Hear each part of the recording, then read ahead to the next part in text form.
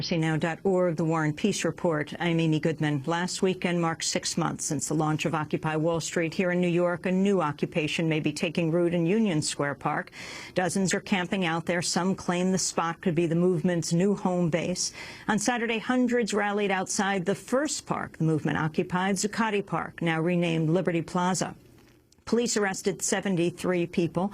Movement activists say police are adopting violent and intimidating tactics against them as they peacefully protest. They held a press conference Tuesday outside New York Police headquarters. This is Occupy Wall Street activist Jen Waller. It is when we speak out against the 1% and defy them by fighting for public space that we are brutalized. On Saturday night, as I simply sat in a park, I was violently arrested with my friends and watched as bloodthirsty cops stomped on their faces, knelt on their necks, pulled them by their hair, and slammed them into windows. I watched as one friend was treated as a battering ram as they carried him into an MTA bus, slamming his head on every step and seat as they went along. I watched as a young woman's rib was broken, as she hyperventilated, convulsed, and seizured in the middle of the street. That last person that Jen Waller mentions, who suffered a seizure and broken rib after she was pulled from the crowd and arrested, is Occupy Wall Street activist Cecily McMillan. Police say she elbowed an officer in the head, giving him a swollen eye. She faces felony charges of assault and obstructing governmental administration. Cecily was released on Monday afternoon after a judge denied a request from the district attorney that bail be set at $20,000. And she's joining us now for this exclusive interview. Cecily McMillan is Northeast Regional Organizer for the Young Democratic Socialists of America and a graduate student at the New School for Social Research. We're also joined by Megan Morris, Cecily's attorney and mass defense coordinator at the New York City chapter of the National Lawyers Guild. We welcome you both to Democracy Now! Cecily, you limped in here. You're very bruised. You have a bruise over your left eye, and I can see with your the scoop neck of your T-shirt, you are scratched, and it is black and blue. It is a handprint, the shape of a hand, black and blue, the shape of a hand. Yeah. That is above your right breast, and then your arms. Your arms are black and blue around both elbows. You've got finger marks of black and blue on both arms, and you're clearly in a lot of pain on your back, and we can't show those bruises. Now, your ribs, what happened? My ribs are really bruised. What happened to you? What you went out on Saturday, 6-month anniversary of Occupy, with hundreds of other people to Zuccotti, and what took place? Like I said, I haven't seen any of the videos yet. I ended a 40-something hours stay in jail and ended up with all these bruises. I mean, I have an open case, so I can't talk more about it, and I'm sure you can tell that it would be difficult for me to remember some things, but I have these. Why were you there? Well, I've been involved in Occupy Wall Street since August in the planning stages. I think that earlier that last year, I was involved in Madison, and growing up in the South, my grandfather's a union rep, and I've seen him go into work and come home and go into work and go home and lose battle after battle. And, you know, to be in Wisconsin and to see the strength and solidarity of people who will stand and fight for each other, who will stand in solidarity for each other, that lit a fire in me. I mean, what has taken place, your story, the seeing you on the ground, people talking about the seizure, other protesters yelling to the police to get you help as you were flopping on the ground. What happened? Did the police get you help? And what caused all of these black and blue marks and your ribs cracked? I can't really explain what happened. I know that I kept waking up places. So an ambulance finally brought you to the hospital, but then you were brought to jail?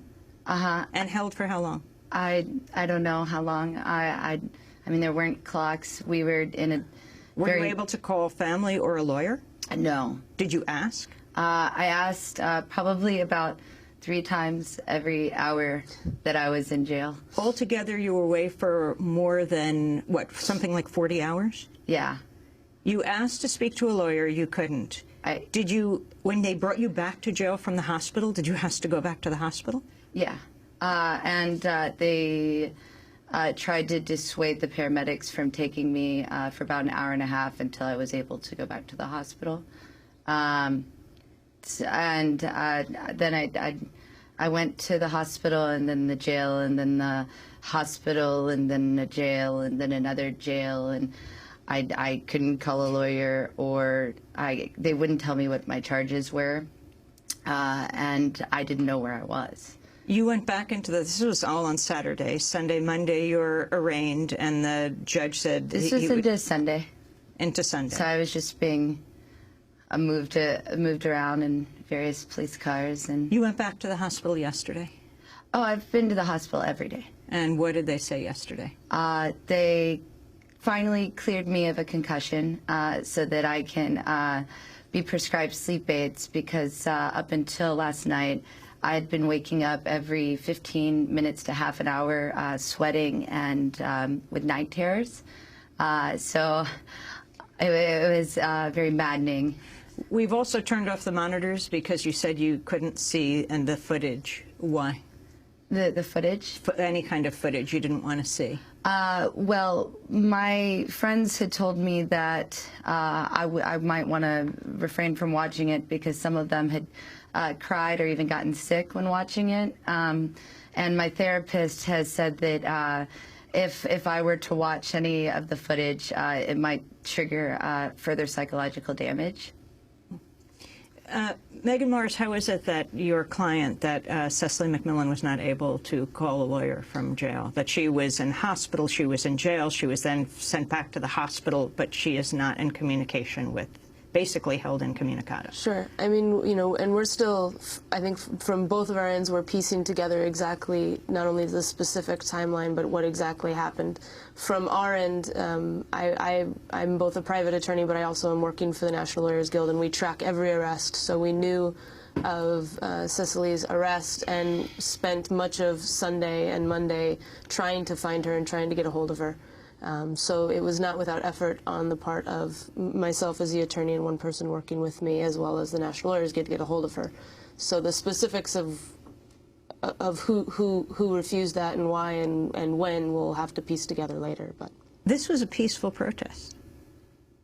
Yeah, and I have been an activist for at least some time now. I've been active since the first anti-Bush protest in Atlanta my senior year with Student Political Action Club. And I've always had a long-standing commitment to peaceful protest. And I released a statement yesterday reiterating my commitment to nonviolent civil disobedience and affirming my innocence. And I really have cautioned people to remain nonviolent, and not only that, but for activists to undergo nonviolent trainings. Such was done in the civil rights movement, not because anybody at Occupy is violent, but because I think it's very easy to manipulate circumstance to make you seem so. And I think that if we're going to continue to garner the strength of the public, as we saw with the Million Hoodie March that night was, I mean, phenomenal, then we're going to have to remain nonviolent, because that's the only way that we have unity. Were you afraid to go into a protest like the Million Hoodie March after what happened to you? That was just a few days after this weekend. Torn. I mean, the way that I have always gotten through the difficulties of the world that we live in is by committing myself solely to activism. And so in this time, it's so hard for me to sit and recover. But when you see the lines of police officers? Yes. When I saw the lines of police officers, I had to do what my therapist said. You know, the grass is green, the sky is blue, and reconfirm my place in reality, and and center myself. Yeah, no, I mean, I have come to the opinion that police are scary. Why did you decide this is an exclusive interview? You're speaking out for the first time publicly to do this. To come and speak? Yes. Well, I have received so many emails and Twitters and messages and phone calls, and people just really horrified about 5 seconds. what happened to me, and I didn't understand. But I just wanted to say that everybody keeps doing this to me, and I just want to do this to everybody. Giving you a heart sign. Occupy love. We're going to leave it there. Cicely McMillan, Occupy Wall Street activist, injured by New York police as